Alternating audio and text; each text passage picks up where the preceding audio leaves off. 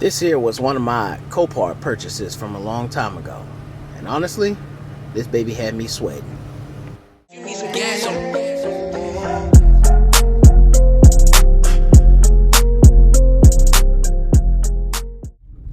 What is up, ladies and gentlemen? Welcome back to the channel. Y'all know who it is.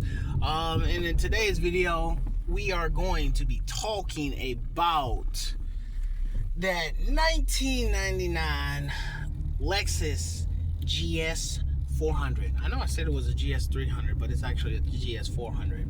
And we're talking about this here particular car because this is one of those lemons that I actually bought, and one of those cars I actually thought was going to be an absolute steal and score, you know, the best thing ever. And it wasn't a bad vehicle, but it was a lot more than what I expected.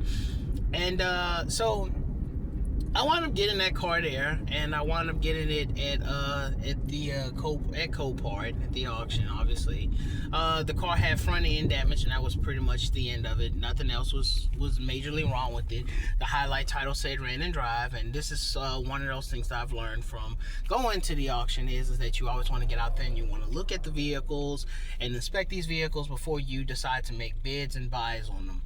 And I went online and I saw it and saw the bid price and everything, and I decided to go ahead and bid on that car.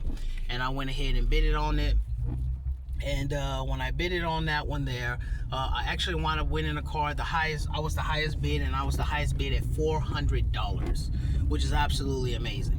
And I was just like, man, I just absolutely just stole this car here. With auction fees and everything, I think it was right around $800-900 some dollars. So it was around that price. I said, this is an absolute steal for me. All I gotta do is slap on this front bumper, you know, and that was gonna be it. And that was gonna be it. And I actually thought that because the sale and the price and everything was reasonable, I think the car at the time had like 180,000 or 160,000 miles. It was somewhere around that area. It was pretty high in miles. But from my experiences from, you know, being up there at Copart is that a lot of vehicles, especially Lexus, Hondas, and Toyotas, they're always high in miles. And even with some of the public auctions and the dealer-only auctions, they're always high in miles because people typically drive those cars until they die. And that's just how people are with those cars.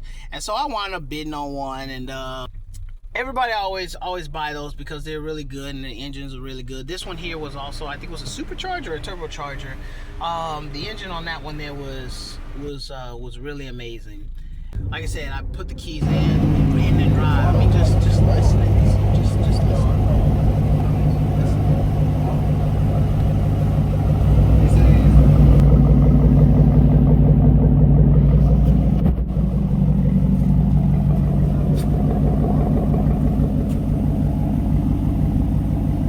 Sounded amazing, and I wound up getting that one there.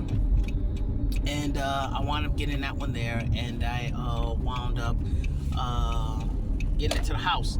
When I got it to the house, I noticed that there was a lot more problems into it than I initially anticipated. The front end had more damage than what I initially thought it did.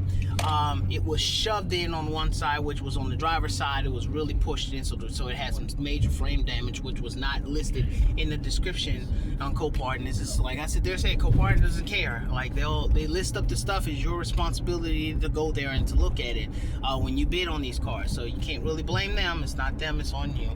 It didn't matter how much I'd done it. The bumper was still gonna look a little bit off. The tires on it was horrible. They were not in great shape, so I had to replace all the tires, which is typical.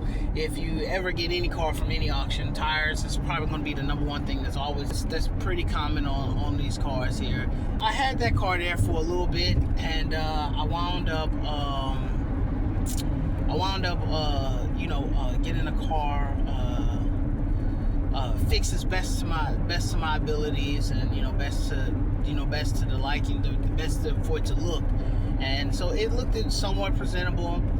And it took me about 4 days to do that. I had to chisel, like I said, I had to chisel and cut a couple of parts and cut a couple of things out. The AC still worked on the car, the heater still worked in the car.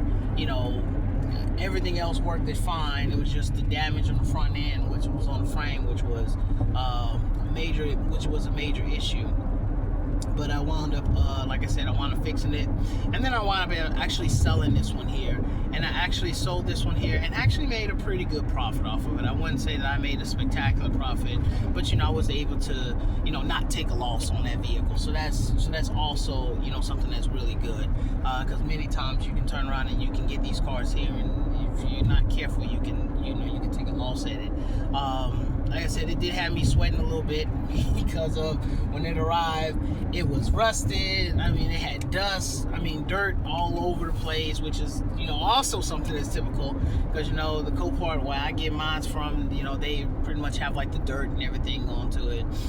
And so, typically gonna get a car that's pretty dirty and pretty, got dust and dirt onto it, but the engine components didn't look all that great, and there was wires and stuff that was also hanging off of the car, so I had to turn around and repair all of that and get all of that there taken care of, and which I was able to do, which able to also sell it, and was able to sell it, and the buyer who bought it, he really loved that car. It sounded really well, it sounded nice, it was very aggressive, it was just that rumbling sound. It sounded like a muscle car. It sounded powerful, and it was a pretty good buy. But the point that I wanted to foundate on is that would I have bought it again if I would have from what I had to deal with onto that? Probably, yeah. It was the Lex. It was the Mercedes that I would never buy again. I would definitely get out there and check it out. But that one there was one that really made me sweat, because I pretty much bought a Mercedes, and at the time, the Mercedes wasn't all that great, and I had to fix that Mercedes up, and then I bought this one here, and it was kind of like turned out to be the same thing. Being transparent, I was transparent with the buyer and everything. Let him know exactly what happened to the car, and gave him the whole history report and everything. And he was happy with his purchase. I drove it for a couple of days. I actually enjoyed it myself, and it was fun. It was attractive. It definitely was the first Lexus I've owned, and I definitely intend on buying a lot more Lexus vehicles. That's pretty much one of the things I wanted to touch down upon, is just onto that car there. And this is me doing a car talk. Y'all just let me know if there's something else that you guys think or you're interested in talking about, or something that maybe a subject or something that I should touch down upon. I was actually thinking about getting an EV charger, or the EV, not the EV charger, but the one where they added in the V6 engine in that one there. And I was thinking about that one real tightly, but I got my schedule like really tight right now, and I got a budget I gotta watch out for. But I was thinking about doing something like that. But anyway, probably not. You guys just let me know what is it that you guys would think would be a great talking point, or any opinions that you may want to hear me talk about. Maybe an article or something like that that's been talked about into there. And just let me know in the comment section below what it is, and we can definitely chit chat about that. Until next time, folks, I'll see y'all in the next video. Y'all take care.